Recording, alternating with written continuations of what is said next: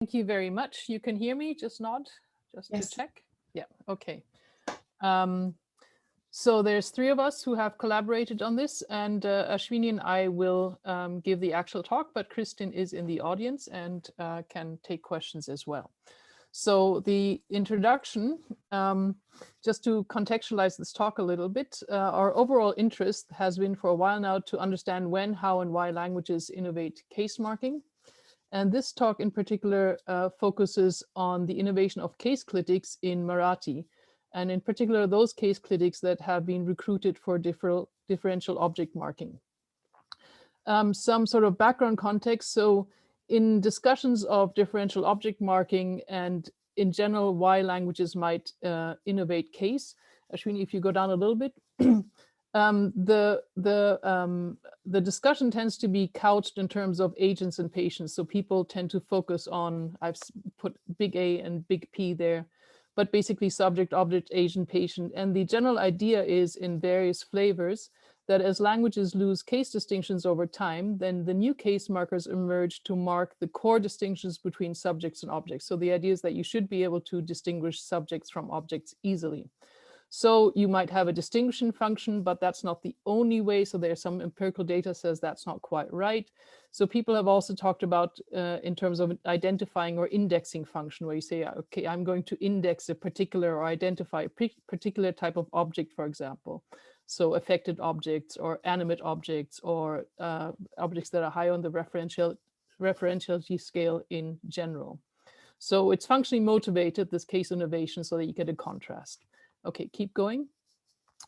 A related idea to this is in understanding why ergative systems might develop, which usually develop out of a reanalyzed passive or participle structure, so that you get a different alignment. So you might get a system that is now, instead of nominative accusative, you get an ergative nominative system, but you notice in both subjects and objects are nicely distinguished. And so you would not expect an ergative accusative system. And these analyses basically are also what dependent case analyses depend on. And of course, things like ergative and accusative exist, particularly in Indo-Aryan. And Baker's got a recent paper in trying to deal with that as well. But that's not our topic right now. That's just the context. And I already said Indo-Aryan shows these ergative accusative systems. And beyond that, if you go down to but Indo-Aryan, Indo-Aryan is cited as a textbook example for many things, but if you start looking at the actual empirical evidence, the empirical evidence doesn't go the way that the structural driven expectations of this opposition between A and P, this very basic fundamental binary opposition that has been posited over and over in the literature in various in generative and typological functional literature. It just doesn't work that way. So we're going to show that here as well with respect to the differential object marking. Just a side note that Ashwini and I find important. So Indo-Aryan languages have the longest existing continuously attested historical record. So one would think that diachronic Indo-Aryan findings get taken on board a lot more in historical linguistics, and somehow I don't know why, or there should be more work on this. There should be many more people working on this. We were just bemoaning how few people know Old Marathi. So there's a timeline there for you there in case you were not familiar with the Indo-Aryan timeline. We'll be focusing mainly on New Indo-Aryan and Marathi, so you can keep going on to the next thing. And so jumping right now into differential object marking in New Indo-Aryan. I already said this a little bit, rather than the structural sort of binary opposition, there's actually a lot of indication that individual lexical semantic factors play a role, and there's several papers cited there, Button Ahmed, Monteau, and Deo as well in an earlier paper.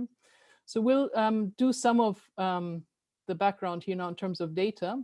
So Middle Indo-Aryan, the earlier stage, over many, many centuries, lost the very nice articulated case system. I think there were 7 cases, and syncretized many of them into several things. In particular, nominative and accusative were syncretized in most paradigms. And there's a very nice example that Ashwini found a while ago here in one, which I'll take you through now. So there's very little overt marking distinguishing direct objects from subjects. And this is not just a snapshot of a stage in the language, but the language was quite happy with this type of situation for quite a while. So one wonders why it then decided to innovate case at some point. So this example 1 is, does the young rising sun not destroy darkness? You see darkness is nominative, that's the object. And the young sun is also nominative. And it's, if you're thinking, okay, word order might be a clue, well, the subject is clause final there. The next clause, the same thing. Does the young fire not burn down the forest? Young fire nominative, forest nominative. I should have said this before, there's no difference in animacy, which often provides a clue about which one's the subject and which one is not. Next clause, does the young lion not shatter the elephant? So lion nominative, elephant nominative, again, no difference in animacy there, etc. So you have a situation here where there's absolutely no marking. You cannot tell which one is which from looking at the surface structure. Word order is not going to give you a clue because you have fairly free word order. The morphology is not giving you a clue. There's another nice example in 1b, which tells you to diet. We won't go through that. So you have that kind of a situation in Middle Indo-Aryan, but in modern New Indo-Aryan languages, you generally find across the languages, so not just Marathi, a very robust differential object marking pattern. And the factors that govern this pattern are usually animacy and referentiality. So there's usually, people usually talk about specificity, etc. And we show a typical example from Marathi. So if you just go down to 2, so we see 2 in its entirety. So in 2, we have the lion kills an elephant. And I'm not a Marathi speaker, so I'm not reading out these examples. So this is a non-perfective clause, present tense. And you can see there's, like in the example we saw before, there's absolutely no marking on either the subject or the object. Marathi continues to be a fairly free word order language. All the major constituents can be scrambled. So word order is not giving you the clue. Animacy is not giving you the clue here. It's context that'll give you the clue. But in 2b, what you can see, there's an innovated marker there, la. And this is the modern Marathi dative accusative marker.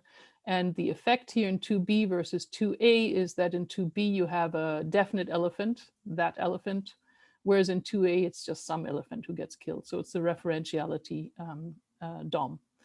And in 3a shows you the same example, but just in perfective clauses. When you have a perfective, this is a split ergative language, the ergative becomes obligatory in transitive sentences. So you have the lion killed an elephant and you have an ergative, but this nominative unmarked thing. And then in 3b, you have an accusative. So this is the ergative accusative pattern I was talking about that is unexpected under these alignment and distinguishing distinguishing accounts. Right, so we investigate how and where this pattern emerges in the diachrony of Marathi. And there's some key points we already can note before we really dive into the Old Marathi data. So Old and Middle Marathi deviates from expectations about how standard, and we put that in quote marks, differential object marking should work. So the dative locative case clitics, the innovated one, are optionally used on animates. So there's not this really hard and fast DOM that we have now in Marathi. These dative locative case clitics, they appear actually highly frequently with verbs whose direct objects are not really typical undergoers. So if you think about the agent-patient dichotomy that I mentioned earlier, you would actually expect, if you're going to innovate a DOM marker, that you would expect it to be on objects of these highly transitive verbs. So these really undergoers, I kick, I kill, I hit, those ones, but it's not. It's objects of verbs of perception, cognition, verbs entailing contact, and generally verbs with goal arguments, which you would expect because they come from these goal markers, it seems. So another interesting point of Marathi, which we're not going to explore in as much detail as one should, so that's still work to be done, is that Marathi actually didn't innovate just one DOM clitic. It did so 3 times, and it has 3 distinct clitics, and we'll be looking at these. And what we find interesting, it seems to have innovated these case clitics through the same path of innovation again and again. You think, well, did these people just get bored, or what was going on? But so we'll look at that a little bit. And we suggest that the secondary objects provide the entry point for new dative and accusative markers generally. And so basically you start out with secondary object marking, and that then spreads into direct object marking, giving you differential object marking. Okay, so move on to the next page. So some language background. Marathi is spoken by many millions of people, about 8 million says there, no, more. It's the 4th most widely spoken language in India. It's in the southern subgroup of Indo-Aryan. And the diachronic record we have is from about 1278 onwards. So there's some prose material and also some poetic material. You have these several non-nominative cases. They synchronize, so dative, genitive, accusative synchronized into one case, syncretized into one case, and you have some postpositional clitics. Okay, so then here's the clitics that got innovated. I'll go over these fast. We have 3 of them. They, the origin is not clear, but it's probably from Tahi in Prakrit, which meant there. Middle Marathi, si, which is apparently derived from Sanskrit side, edge. Then modern Marathi, which is the one we have now, la, and this is generally agreed to be derived from a gerund form of touch, be stuck to, and there's the derivation there. So te is found primarily in the early Marathi texts and seems to alternate with the old inherited oblique, but also with si, which is starting to come in. It's very infrequent in Middle Marathi, so it gets pushed out or lost. Si in turn is very frequent in Middle Marathi, but with this new form then appearing again, la. And la is now the only form, so te and si have been lost. So we look at this kind of, we look at this. So keep on going. So we did an initial corpus study where we just wanted to get a sense of what we just said there, whether that's actually true and does the distribution back us up. So we looked at te, si, and la, and we presented that at SLE. So this is just the background here. The idea was that one takes 2 different verb classes as particularly promising for finding marked arguments. So transitive theme patience versus possessor goal objects. And the idea was that if the language distinguishes between accusative and dative marking, there should be distributional differences across these verb classes. So we've given you the texts that we looked at, 2 from Old Marathi, 1 from Middle Marathi. We worked with unannotated corpora, which is a bit difficult. We used our own proscripts. This is all Christin's work. We searched for patterns within a 5-word window. So this is not very precise data, but it gives us a sense. So one of the major findings that we have, which is statistically secure, is that aspect had absolutely no effect on the overall distribution of object marking at any stage of the language. And this is significant because from the markedness identifying alignment change sort of view, you would expect that in imperfective transitives, which has these 2 nominatives, that you would be in dire need of distinction and that you would innovate things there first. But that did not happen. So we did not find any sort of asymmetry. If you keep going down, so on this page, I've given you all the numbers, etc., that you can see, but we'll just skip to the summary so that we can get into the newer data. So the summary is that, in fact, we found what we had already found before, so that transitive objects of theme patient verbs occur predominantly with te, which is the first innovated marker. And the transitive objects of possessor goal verbs occur predominantly with si. So it's about a 70 to 30% distinction in each case. So the older form te is used with theme patient verbs, and the newer form seems to be coming in with the possessor goal forms. There is evidence for differential object marking, but not for a case marking system in which there's one single DOM marker that is being used across dative and DOM contexts. So you get these things in alternation.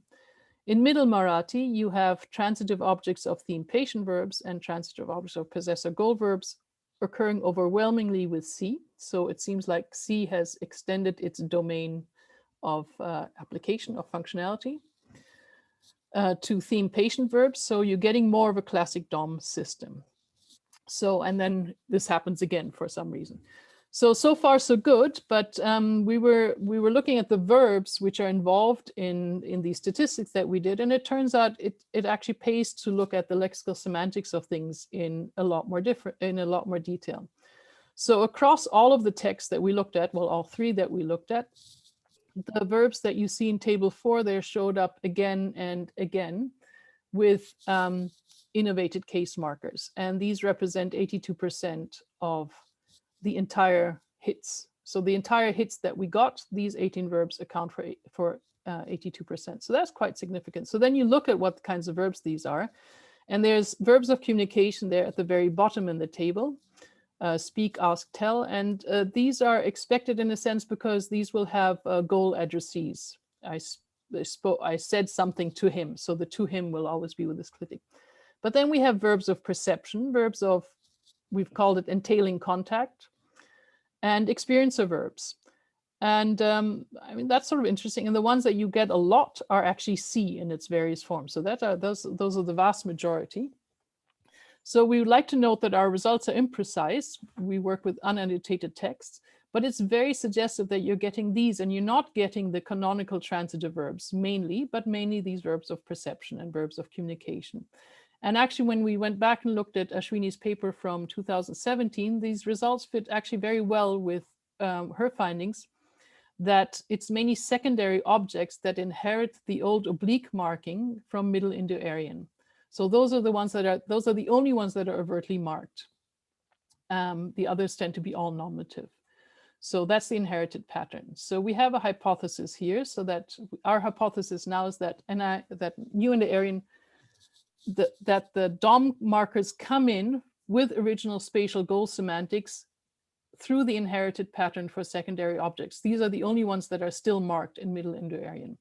And then at some point they start beginning on direct objects, but only those direct objects which basically have a goal semantics type thing. So arguments of perception verbs. And from there you develop into a DOM pattern. So now Ashwini is going to show, go through the data to see whether this hypothesis bears out. And I can do a spoiler. Yes, it does. Yeah. All right. So basically what I'm going to do in the remaining time that we have is to look at what exactly is going on to the extent that we understand it in the different stages of Marathi. So just to kind of give a sense of what the DOM pattern is like, right? So what you have in 4 is the same verb to take. And you see that in 4A and 4B, you have animate denoting arguments, the themes that are being taken, right, the takee, and they are marked with this accusative case marker te. So we will take you to Varanasi, and you is marked accusative, or having spoken thus, she took him to her house, and he then gets marked in the accusative case, contrasting with an inanimate denoting argument like bowl right here, and you get that in the nominative, right? So this is the basic DOM pattern. For the same verb, you're going to get different markings depending on certain semantic and pragmatic properties that they have, right? So what do we see in Old Marathi? When we look at what's going on with the direct objects of transitives, with theme patient arguments, the examples here, so what I have for each case is the verbs given to you in English translation. So you don't have to actually delve through the data, though I'll give you the sentences, but these are the verbs, right? So that are exemplified in 5. And in each of these cases, we find the marker te, right? So one of them has grasped the sun, right? The sun appears in the te mark form. He pierces the heart of the Kauravas. Again, you get the te form. Bring the mandalika, the te form again, the theme of the verb bring. The guru has saved the world is marked te. Notice here that there's no kind of pure animacy based system, right? So you're getting te marking both on inanimate and animate referring arguments. And here in E, you have a perception verbs, even by the strength of light, they do not see me, marked accusative. And very, very interesting is the theme in a ditransitive in F gets marked with the te case, right? This is something that's unexpected in most of Indo-Aryan because you typically get the theme in a ditransitive being marked nominative. But you can see that there is something very clear about this te marker as a marker of themes and patients at this stage of the language.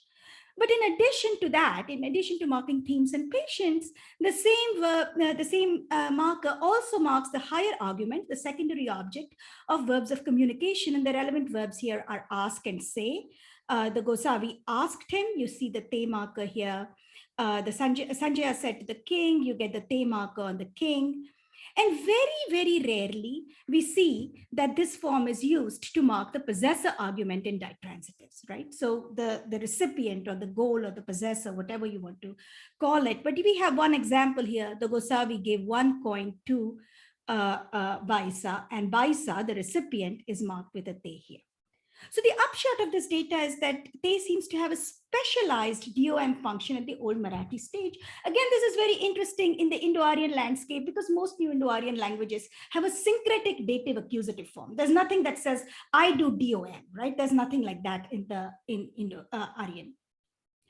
The most frequent form in dative function is C. It appears with goals in directed motion verbs and goal, possessor, and location arguments in other transitive and ditransitive verbs, right? And the verbs here are come, depart, show, and give. So the Brahmin of Navagava came to the goddess marked with C. The Gosavi departed towards the cave gets marked with a C. They showed an offering of jaggery and puffed rice to the goddess is marked with C, and so on. So you see that this is like a nice dative doing its job, marking goals and possessors and locations appearing with recipient arguments of ditransitives and so on. But you see that C sometimes also marks the higher argument, the secondary object with verbs of communication. So verbs of communication are a domain in which you get both the DOM marker and the innovated C marker, which is a dative marker. Okay, so the Mahadaisa asked the Gosavi with a C here. She's having sent a servant, invited him. The invitee gets marked with a C, and she said to him, the person who's being addressed gets marked with a C. And we have about 4 minutes. Okay, thank you. It is very rare to find C in canonical transitives to mark DOM. Okay, so you have some examples there, but it's super rare to find them. And the upshot is that C has a dative-like function in Old Marathi and fails to occur in classic DOM contexts. Okay, and there's a third kind of actor in this stage, which is a purposive benefactive form that never appears with secondary or primary objects at this stage. It's a purposive marker. So in order to do such work, you get this form lagi, or for this very thing. So it's basically like for a benefactive marker at this stage in the language, okay? What we see in Middle Marathi is a sharp change in the preferred form for DOM marking. Old Marathi te is very infrequently found. So if you look at the corpus data in your in the handout that I hope you have downloaded, you'll see that you don't see te very frequently in Middle Marathi. Si and sa becomes the DOM marker of preference, right? So it appears on direct objects of canonical transitive, something it never did in Old Marathi. So now it is appearing with pierce, with kill, with strike, with negatively affect something. I'm not going over these examples right now. It also appears regularly with perception verbs like see and hear, which it did not used to do in the older stage. And it continues to mark goals in directed motion verbs and goal possessor arguments in transitives and ditransitives, right? So verbs like come, the goal of come, or the recipient of give, yeah? So the upshot is that at this stage, C has become a dative that is extended to regularly marking DOM, having replaced the original DOM marker te from Old Marathi. And the Middle Marathi system seems to have this single dative accusative marker that can do the whole gamut of functions, right? And it's beginning to see an extension in the functions for the purposive lagi, where it starts appearing to mark secondary objects and goals in Middle Marathi. So you have the verbs search and strike in 16 that exemplify this. And what we are seeing is some evidence for extension of this marker to dative function. And I'll just give you a quick synchronic update. If you look at modern Marathi, this marker that you see very, very infrequently in Middle Marathi has fully replaced si, sa in modern Marathi. This single form occurs in all dative uses and for DOM marking. So to conclude, we basically see 3 forms recruited for marking DOM in the history of Marathi. In each case, the recruited form is compatible with marking goals and possessors and secondary objects, even at the early stages. And in the case of C and La, these are the first attested uses before they become the default DOM markers at later stages. And the observed changes, we believe, relate in a central way to the lexical semantics of particular verbs and arguments, and not globally to issues of markedness of patience or indexing of patience. In particular, what we are surprised by is that DOM is not observed in themes and patience in the early stages, but in verbs that can be better understood as having goal arguments. And DOM appears to be unstable. This was also a surprise in the sense that dative markers seem to be pushing existing DOM markers out of the system. So the rate of lexical replacement seems to be high in this domain. So just a couple of thoughts before I finish. I'll take 1 minute of the question time, I guess. The observed cyclicality, this constant recruitment of new DOM markers, raises new questions about the function of DOM. And in particular, we don't see how cyclicality that we see in this domain is reconcilable with markedness or indexing accounts of DOM, which restrict the attention to patient or theme arguments. There's no real role for goal arguments as an entry point or anything with respect to an understanding of DOM. Second, variability on DOM marking raises questions about the subtle interpretive differences that may be lost in a system where dative and DOM marking is form identical, which is almost all standard NI languages. So Old Marathi kind of represents this interesting stage where you have a specialized DOM marker. And we think that our investigation of the development of new dative accusative markers in Marathi is just an initial attempt to help raise and substantively answer these and such other questions. Thank you.